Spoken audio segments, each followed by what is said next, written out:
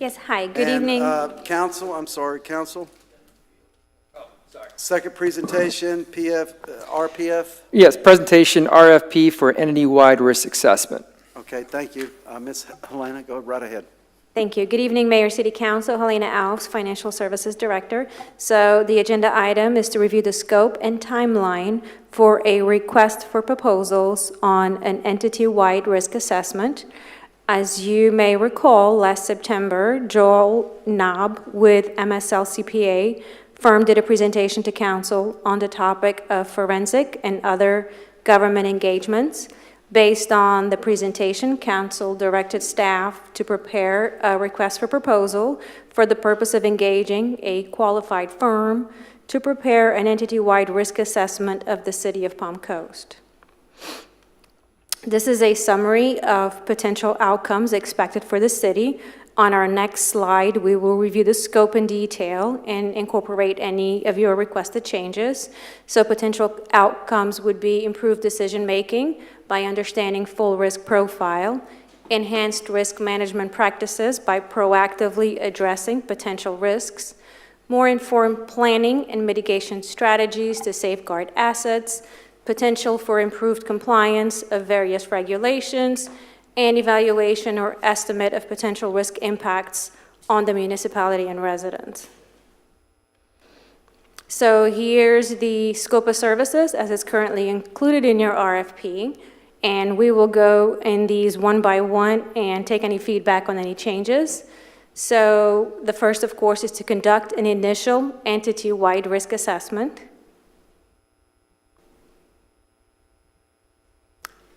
Provide the city with a program priority area based on the initial entity-wide risk assessment. Assess the city's current capabilities and develop a matrix to be used by the city when assessing risk. Facilitate workshops and interviews with key stakeholders to identify strategic, operational, financial, and compliance risks. And finally, provide guidance on prioritizing risks and designing mitigation strategies that are aligned with city objectives. Does Council have any changes? Are there any items that you would like to add, need clarification on? Mayor, City Council, maybe I can help elaborate on this since it's new for most of you.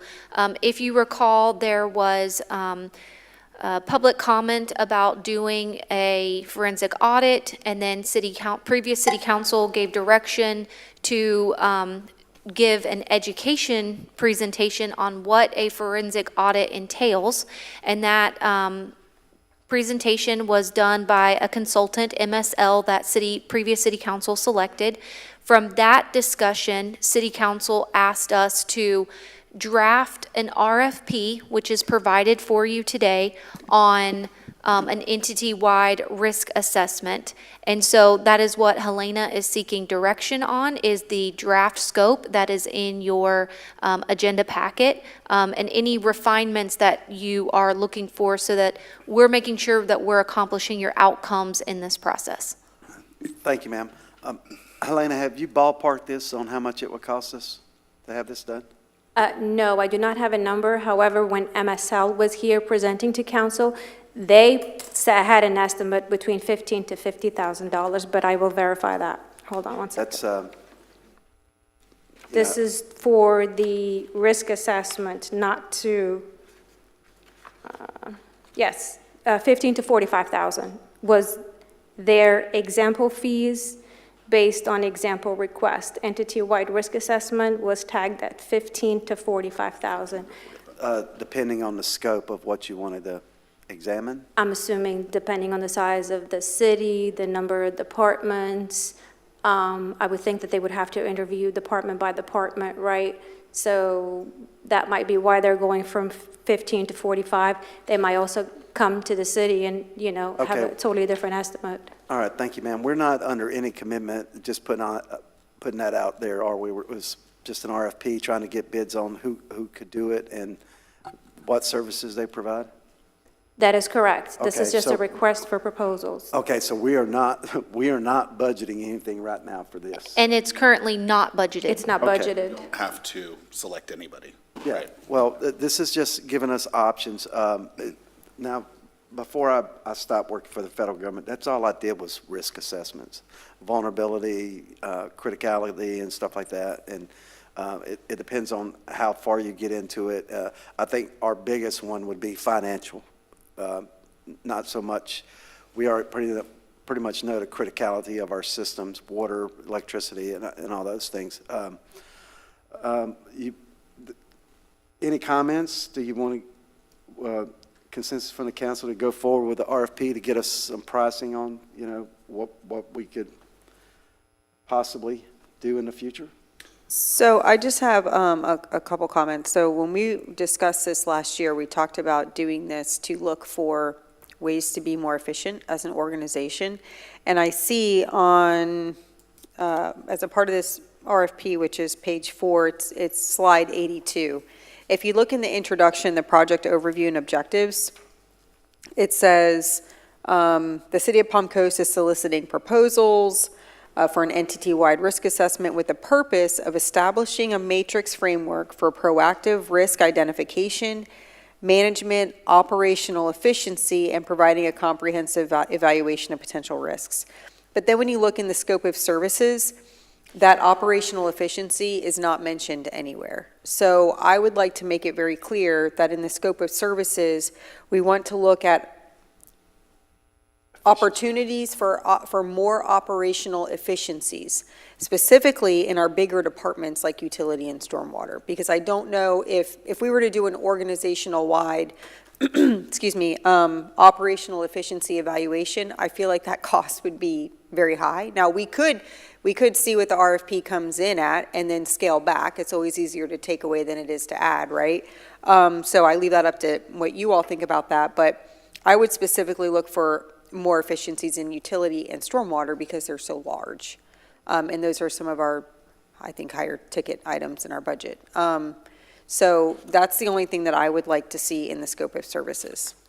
So would providing guidance on prioritizing risks and designing mitigation strategies aligned with attaining operational efficiencies?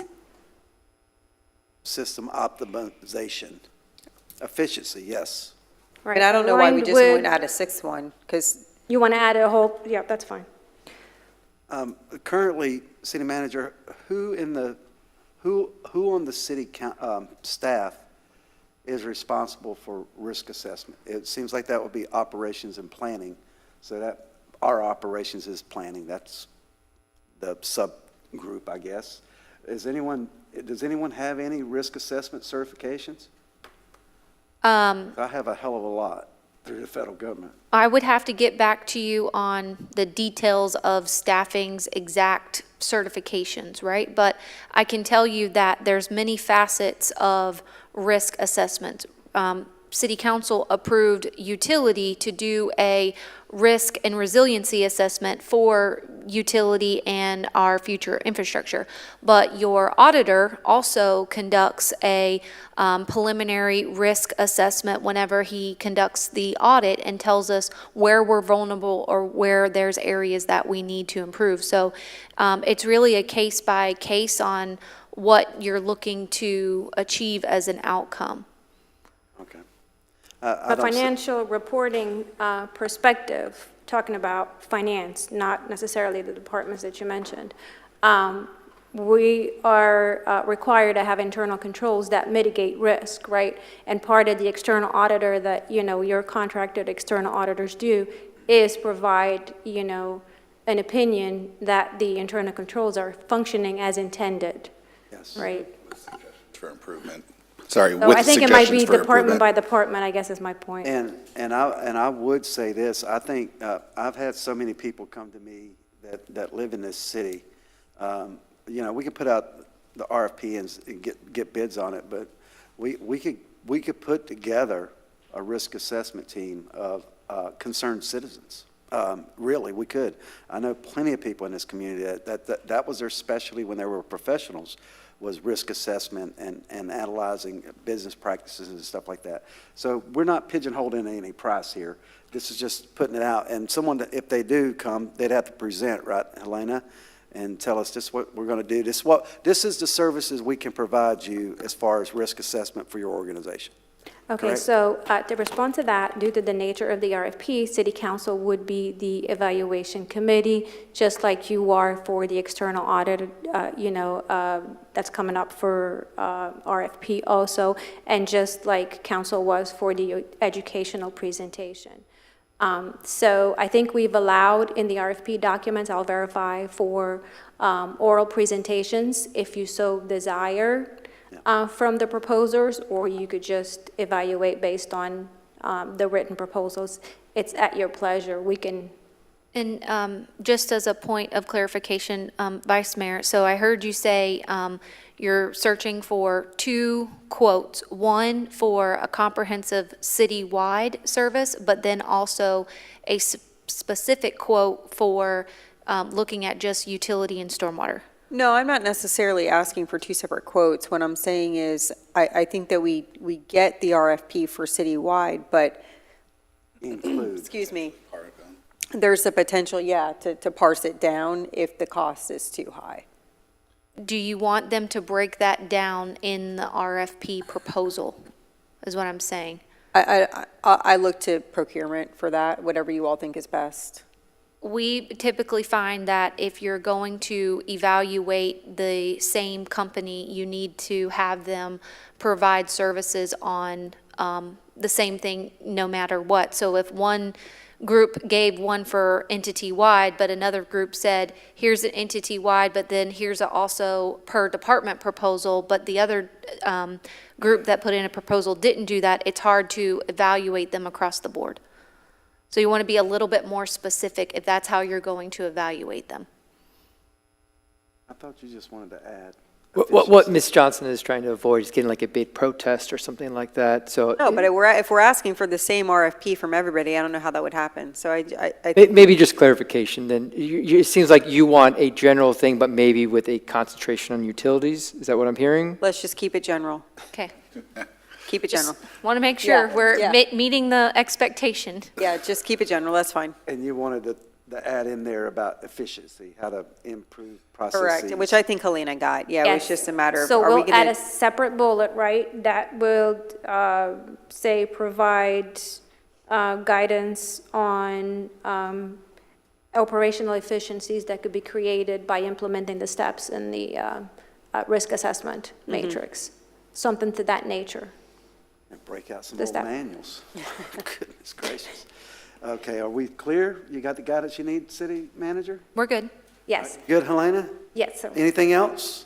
So next steps are to review the timeline. As you can see up here, we have, this is our typical procurement timeline for something that would be put on a sealed competitive bid. We are proposing to submit advertisement March 19th, and then have bids open on March 26th. There is an opportunity for bidders to ask questions that would close April 3rd, with April 10th being the bid opening dates. And proposal evaluation deadline, since City Council is going to be the evaluation committee, we probably want to add some time to that. But typically, we would have our evaluations done a week later if it was evaluated by staff. So that's leading up to the budget process, so we could budget it in if we wanted to go forward with it in the next cycle. That is correct. You could Thank you. take that action at that point. Okay, thank you, ma'am. Anything else? Okay. No, sir, that was it. If there's any other All right. questions, thank you. All right, thank you, ma'am. Okay, we're finished with that. We'll go to the item F, public participation. If anyone's remaining and would like to chew us out about something, come on up. They don't talk about Mr. Amaral, you've got something? Mr. Fuller? Oh, no, I invited it. You asked, Mr. Mayor, Honorable Mayor, Honorable Vice Mayor, Honorable Councilman. I just want to say thank you for taking on these issues. You showed up, and you're going to fix it. That's what leaders do. and you're making the right decision. And I want to make sure that the people that were on Florida Park Drive are utility workers, I'm sorry, would they be utility workers that put the calming traffic devices in and Cimarron? Did they get hazardous pay for that? I mean, I just want you to know, they did an excellent job. No one was cussed out. People with the trailers and kids going there. But all by the way, saying, we have an excellent utility department. And that, when you talk about criticality and vulnerability, Mr. Mayor, certainly did a lot for our corporations. And you can go as long and as deep as you want to go. Oh, yeah. It's not general, it's real specific. Because that's what, anybody can go out there just, yes, no, that's not what you're just throwing away money when you do that, as you all know in your profession. But I want to say thank you for all the staff and all the members, and I want to do a plug for our upcoming Connecting Palm Coast on May 27th. All our government entities in Palm Coast will be there. The utility, the fire department, the water department, stormwater department, and they were there last time. And for our residents, existing residents and new residents, I cannot tell you what a treat it was to meet nothing but people that wanted to come, meet our wonderful employees and all the existing social clubs we had out there, and learn. And I must say, every one of the employees that were there,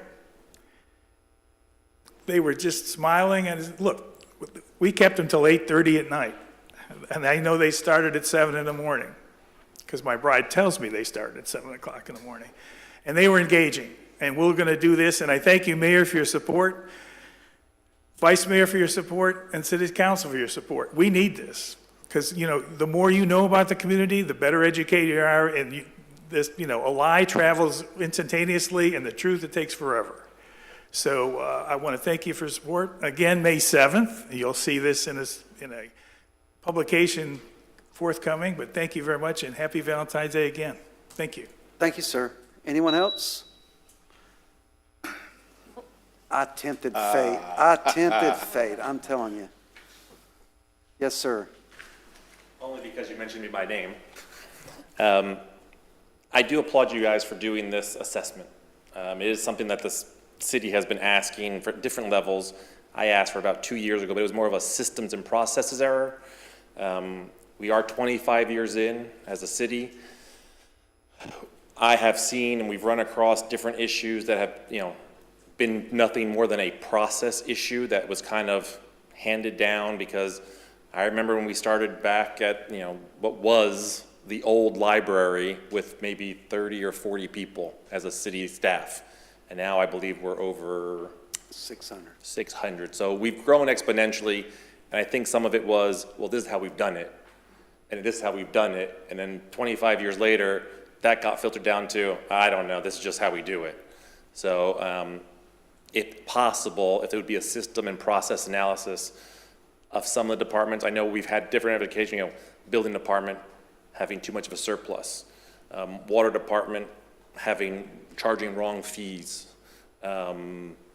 misappropriation of stormwater through the building department for 3 years. So just stuff like that that's been caught, but it would be nice to kind of have, if you're going to do it, kind of have that overall scope, because it's not just, 1 + 1 is 2.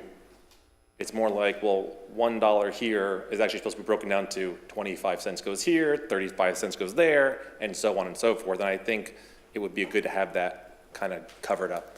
Wonderful job. Thank you so much. Thank you, sir. Anyone else for public comment? Seeing no one come forward, I'll bring it back to the dais for discussion of city council members not on the agenda. Councilman Miller or Vice Mayor? Yes, Mr. Mayor. Can I go back to some of the public commentary? I know most of them left, but I just want to kind of address it on the record. So it's a lot, so I'll try to be quick and brief. We discussed, I think Maggie Fisher came up and talked, and we kind of discussed about appropriations. So I think that's covered. Anna Gibson was talking about the PEP tank systems as well as sprinklers. Carl, do we have rain meters that control those similar to like what you would have on a residential unit for your irrigation, that control or turn off those sprinklers when it's raining.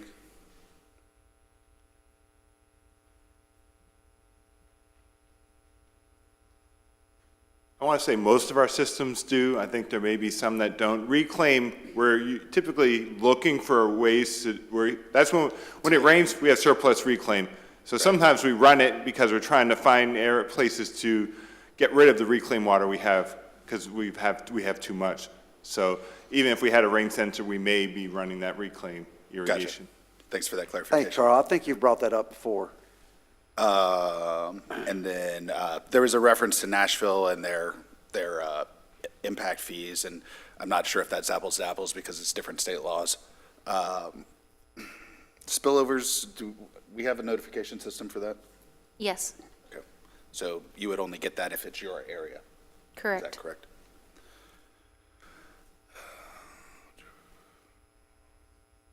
We had some talk about PEP tanks. I think we have different areas that require PEP tanks, so we're kind of limited in that. And then also, new developments are not under PEP tanks, correct?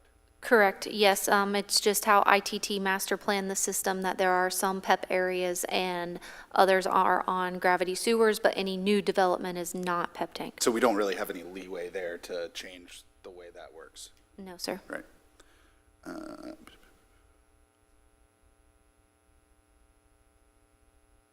Sorry, just going through the list real quick. And then I was just going to say, if anybody is a historian in this community, it's the Emeralds. I've heard stories from county about check stubs from 30 or 40 years ago, so for payments of utilities and things like that. So the Emeralds definitely kind of have a pulse for what happened in the past year. And then always got to get in my Florida Gators plug. The Florida Gators beat the #1 team in the nation for the second time this season, so the Gators. Also, we, myself and the mayor were at the joint county-city meeting, and part of that, one of the major points of conversation was the beach renourishment and a funding plan. So as of yet, we don't have the specific information. So the mayor and I expressed our concerns about, adding potentially another tax or fee to the residents of Palm Coast. I do view the beaches as an amenity that we all use, so they deserve to be protected. And so we'll just have to wait for that specific information before we can kind of present that to the residents and get feedback on that. And I think that's all I have. Also, just thoughts and prayers out to Councilman Stevens. He's currently ill, so just want to make sure everybody's thinking about him. Hopefully he returns to health very soon. All right, thank you, Councilman Miller. Vice Mayor? Thank you, Mayor. I have two things. So I watched the county workshops yesterday and the BOCC workshops, and there were two things that they discussed that will affect us in a big way and our residents. One was the preservation of Old Brick Road in the comp plan. I don't know, I know as we're looking at our comp plan, I don't know if we specifically referenced that. But I think that we need to work with the county and the landowner with regards to preservation of Old Brick Road. So I don't know, Jason, if that would involve you and Ray, our team somehow, and getting with the county and the landowner. But we need to make sure we're doing what we can to preserve Old Brick Road. Yes, ma'am. Thank you. Jason DiLorenzo, Chief of Staff.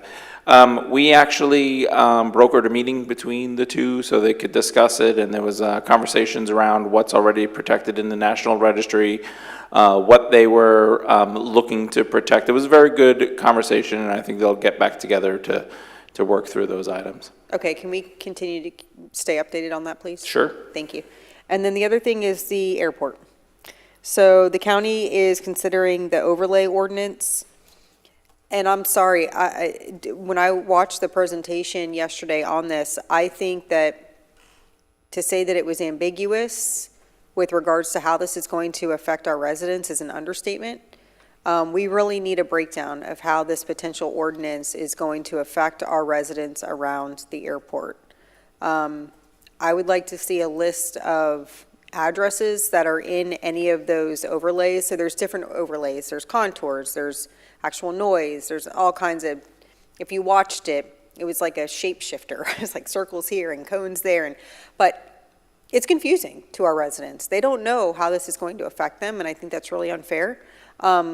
Likewise, though, I don't want there to be unnecessary fears out there that this ordinance is going to affect certain things that it may in reality not affect. So I think there needs to be an education that's done.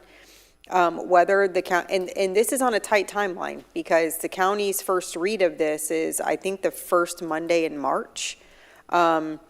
So we need some information quickly. This will affect us. And I don't know what was approved development-wise prior to 2016 when the statute was enacted that is essentially requiring this to be done.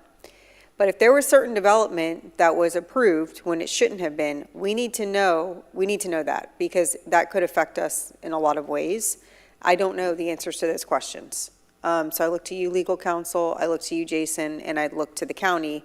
Let's get together and get some information and make sure that when I heard Mr. Mangle talking about it, he said that the municipalities that this is going to affect are going to have to be involved. And he mentioned it being done via an interlocal agreement that presumably would come before this council, but that should be determined prior to the overlay ordinance being enacted. And if I didn't bring this up here today, I don't know that we would have even been consulted before that. So this really, we need to stay on top of this and make this a priority to ensure we are protected as a city, but our residents are also educated and protected accordingly. Yes, ma'am. The county attorney sent us the new draft today. I'm not sure if you're aware, they circulated a previous draft, but then they pulled it back and said that I think FAA or DOT had a new template, so they were remodeling the ordinance. We received it today. City attorney received it, sent out, circulated the ordinance and requesting a time to meet. So we're working on that. Okay. Just to add to that, I know that our staff, Mr. Tyner, is already scheduled to meet with the county version staff to talk about that new ordinance, and then I'm meeting with Mr. Tyner's team this week to discuss the ordinance as well. So, Mayor, City Council, just asking for some really direct direction on what you're wanting from us on this. Are you wanting an individual workshop item on this on the 25th? Are you, with the addresses, I know you previously talked to Marcus and I about having an interpretation on various things about the airport. I just know we're in a short timeline to get this, what you're looking for achieved, and want to make sure we're meeting expectations. So can you drill down specifically about what your request is? Do you want a specific workshop item on this? Do you want the county to be present? I would like a briefing by the county administrators to this council, so our residents who are most affected by the operation of that airport, given Seminole Woods, they should come in and from, Vice Mayor, I only heard a little snippet of that today. Someone sent it to me, and it sounded like we're saying their interlocal agreements were already in effect, and pretty much that's what I heard, but I only heard a couple of minutes of it. So I'd like a presentation from whoever is proposing that ordinance to come in and give us a briefing, because we are the largest stakeholder in this community. Our city is the largest stakeholder, and we're affected by the airport. I get emails every day about that airport. Mm-hmm. Say again? It's only us and Bunnell that are affected by this overlay, right? Well, Yes, But no also, less than us. but Flagler Beach is a possibility if an annexation, yeah. Yeah, because that's another important part of this, is how is this going to potentially affect Veranda Bay? Because they've been kind of in flux, or, where are they annexing, where are they going? That could potentially come. We need to see and I'm going to be very frank, what is the exposure to the city from this overlay? Both the residents and the city as far as what we've approved around the airport. This is very important. And I feel like this really should have been done sooner. Yes. I don't know when the county initially broached this with us, It is the first time I'm hearing of it, though, in the last few days.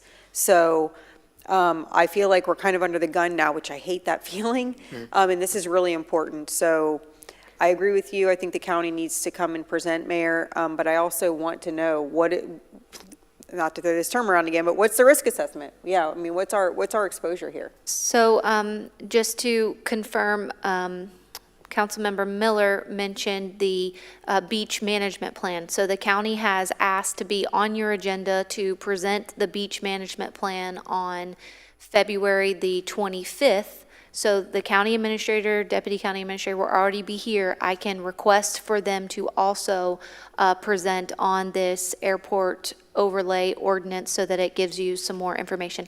I will tell you, Mayor, City Council, that is a lengthy agenda, and we will probably be here a long time. We've added another meeting per month, but we have to do the business. And the only way that we as a council can do business is in this forum. So also, when is Mr. Duffy scheduled to give us his briefing on the airport? Marcus. It's not a schedule. I'm still working on it. Okay. All right. If you guys want to give me, I can do. Give you a what- suspense date? Yeah. I'd say that'd be that same day. Could you provide the analysis for Prior the to- 225 meeting? Yeah, what day are we talking about, sorry? February? 25th. Yeah. It's a workshop. Let's do it. Prior to the county presenting to us. Anything to do with the beach renourishment or the airport. I'd like your briefing before theirs. That we can do. Anybody concur with that? I'm good with it. Yeah. Okay. Anything else, Vice Mayor? You have one other thing? Yep, that was it. Thank you. Okay. I'd like to say a few things. But the first thing is, there's a lot of, it doesn't matter what level of government, you've got a lot of isms. You know, cronyism, nepotism, racism. But we also have professionalism. And I think our staff, we have a good staff, and I look for them to be professional. I try to conduct myself professionally up here. And in all my things I've been doing with the city, the staff has been very professional. I'd like to thank them for that. Going back to the water utility, if I'm not mistaken, and somebody can correct me if I'm wrong, but I think ITT sold the water treatment facility for like 16, 17 million, maybe $18 million. They turn around like 4 years later. The company, when the city bought it, was 83 up to like 100 million to revitalize it and bring it up to snuff. So our city has been in a hole since the beginning as far as water is concerned. And you can correct me if I'm wrong, but that's the numbers that I've seen. So we paid like $100 million to get the system up. That's all I got on that. This is another subject that's been coming up, and I keep getting beat up about Ralph Carter Park. And today we drafted a letter, and I want to see if I can get consensus to send this out from the council, who are president, and this is specifically to Ms. Petruzzi, which everyone should know that name by now. We had a meeting with her, and I had a meeting with her. She sat down and gave me her concerns. Ralph, and this is part of the letter. The other thing is just a basic introduction, but it says Ralph Carter Park has been part of our community since opening in April 2009. Over the past 15 years, the park has become even more popular with more families, kids, and sports leagues using it than ever. And this is what I did. I had Shira go through, and she did the analysis. She put up all the data for me. I said, after reviewing the concerns raised, we examined the history of the home ownership in the area.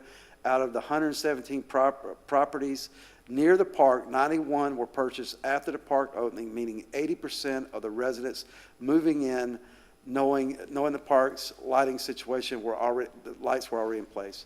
Because of this, it is a challenge to make significant changes to something that existed before most residents arrived. With that said, we have taken proactive approach to address some of the concerns. We have implemented measures to control illegal parking and have addressed noise complaints. We have also modified the timing of lights so that they now turn off by 8:30 p.m. each night when the park is in use. Previously, city administration, as well as previous administrations, as well as ours, have explored possible compromises, but altering park operations to accommodate concerns raised after the fact is difficult. Our park plays an important role in our community, offering much-needed recreational opportunity for family and children, and the lights provide a safety component that cannot be compromised. We recognize the concern of those living nearby, but at the same time, the park remains a big part of our city quality of life. We appreciate your understanding as we continue to balance the needs of all residents. Does anyone not agree with that assessment? Because we did it. I had Shira draw a circle around the area, and we looked at every property and when it changed hands. And over 80% of those properties were after 2009 when that park and those lights were installed. And we have gone to the measure of putting shields on the lights as well. So do I have consensus to send this letter out to the concerned resident? Yes, and just a note, 500 kids play football every Saturday at that park. It's huge for our community, so I 100% support that. When Ms. Patrizia came and met with me, I went out that night, and I was out there when they were closing it down, and there was a couple of cars, and I said, hey, you guys are killing me. You got to make sure these cars aren't parked on that side of the road. That road is dark at night to begin with, so that light actually helps the residents over there. I know it's inconvenient for some, but we are living in a society here. And I went out that Saturday morning, and she had emailed me and said she got complaints about slamming doors and noise at 7:30, 8 o'clock.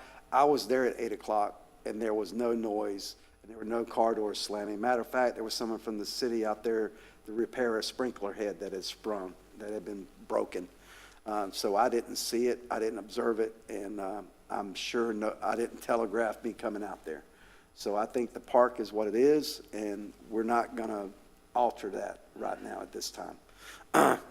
So that's all I had. Council, Nothing to add, Mayor. city manager? Sorry, I have a couple things. Can I also address some of the comments made by utility from the public, just so that there's some clarification? There was discussion about bonds, and yes, this is separate than the charter amendment. This is an enterprise fund and can have bonds taken out against the utility. Mr. McDonald mentioned development to put in their own system. Yes, we do that, Mayor and City Council, and we have evidence of this. You've approved contracts with Radiant CDD to put in water utilities, also the Old Kings Road South utilities, and also a great recent example is the Citation Boulevard extension was all done by private development putting in their own systems. We will work really hard on educating the public for the utility information. I know Mr. Webb spoke about our website presentations. If you recall a recent presentation from Ms. Smith about ADA compliance, so we ride a fine line of having the public have the presentations in the public, but also going through the process of making sure that they're all ADA compliant. So we're going to try really hard to make sure that we can communicate as much as we can on this discussion. And then, finally, some of the last couple comments was it is a balance, right, of trying to monitor and manage growth, and utilities is a big part of it. You don't want to deter the commercial or industrial development because you need to have the capacity to support that. If you don't have the development and the impact fees, then the residents pay a larger burden of paying for those infrastructure costs. So it's a very fine line.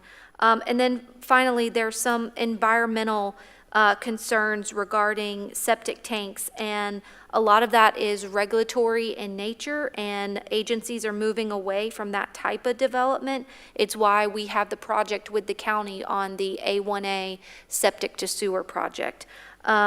So this will come back before you, but just wanted to try and help the residents with some of those questions that were asked earlier.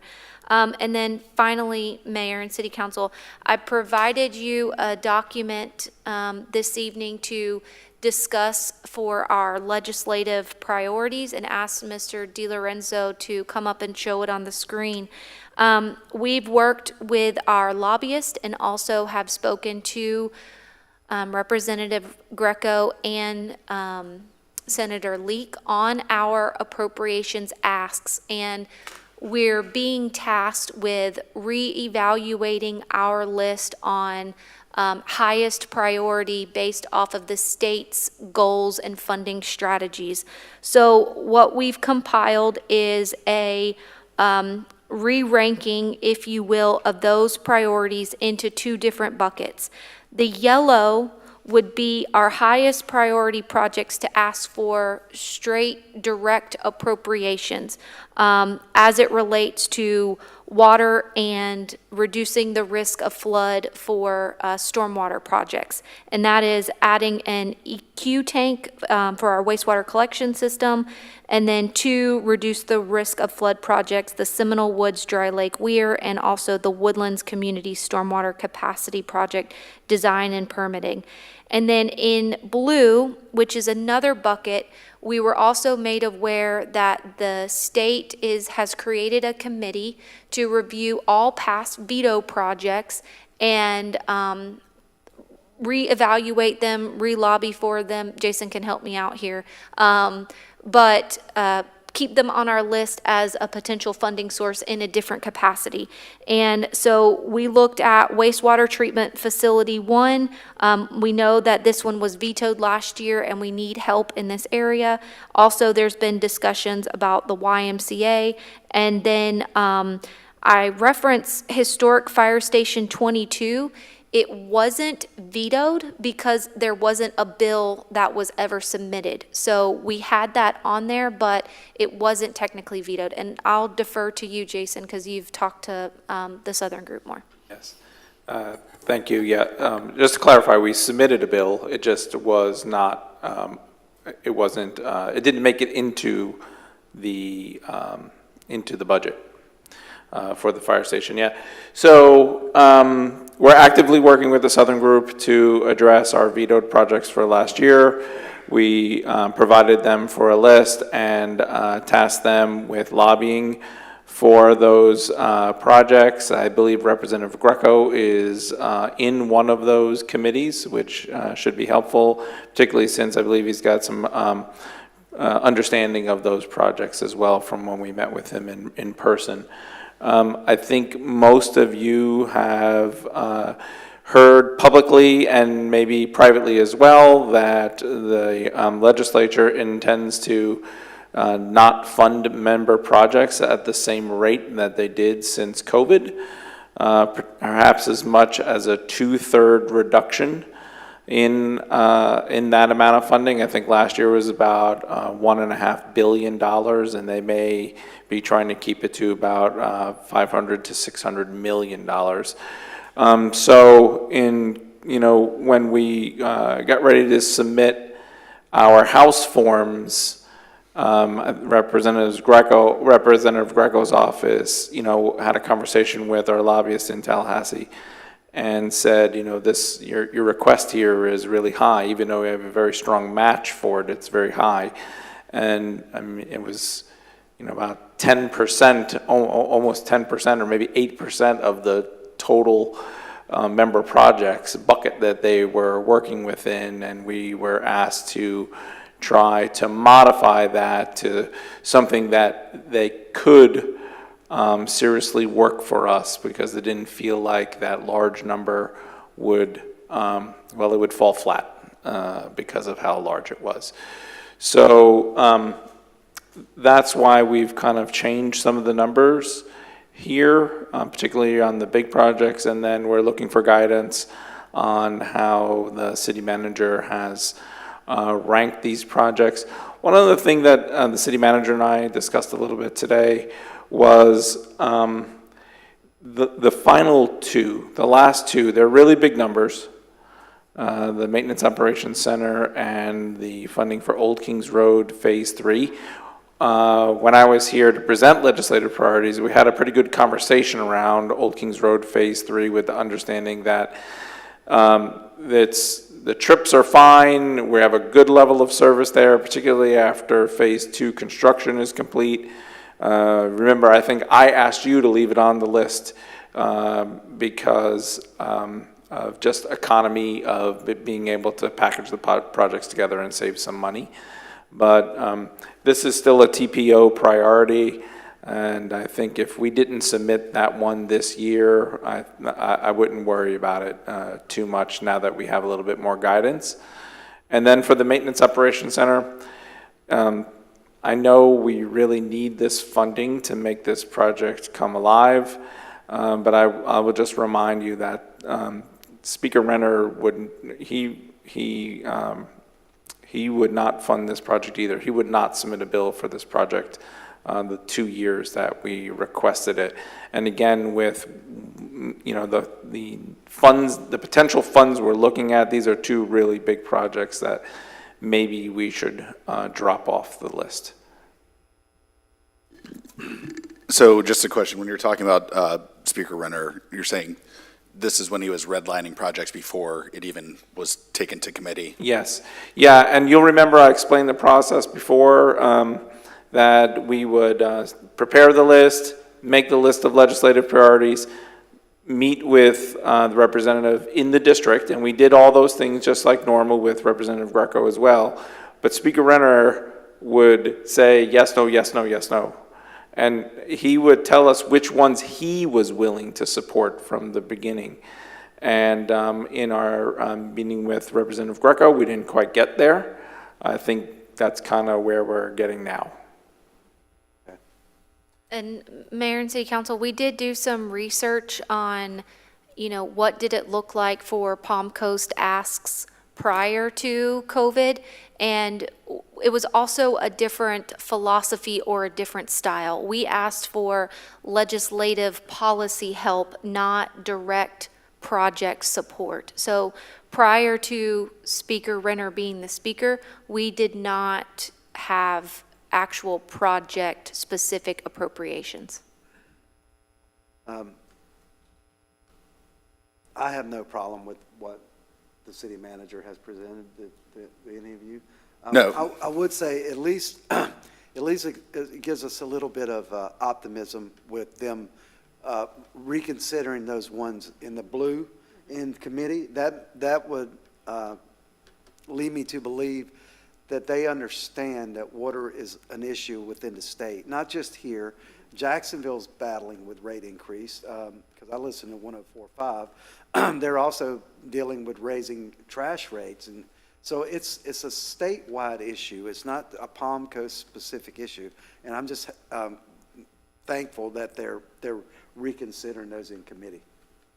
You need anything else from us, City Manager? No, consensus is good. We'll just double check the original resolution, and maybe this needs to come back to you on a consent agenda just to confirm and make sure that we're all good there. But your direction now gives us the go-ahead because these need to be submitted by Friday. Okay, thank you. Anything else? Are we good? Motion to adjourn? I'll make that motion. We're adjourned.